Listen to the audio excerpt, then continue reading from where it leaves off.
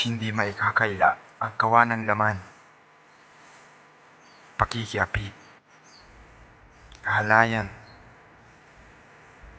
at kalaswaan, pagsamba sa Diyos-Diyosan, pangkukulam, pagkabuot sa isa't isa, pag-aaway-away,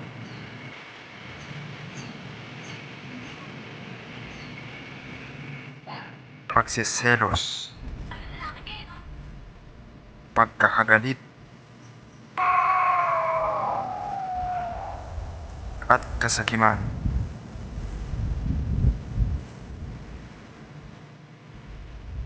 Pagkakampi-kampi at pagkababahagi, pagkaingit, pagpatay,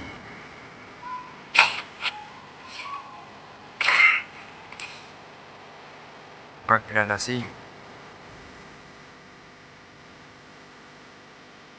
kalayawan, at iba pang katulad nito.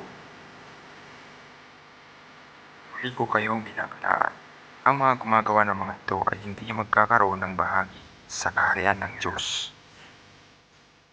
Sinasabi ko sa inyo, ang Espiritu ang gawin ninyong patnubay sa inyong buhay at hindi kayo magiging alipin ng hilig ng laman.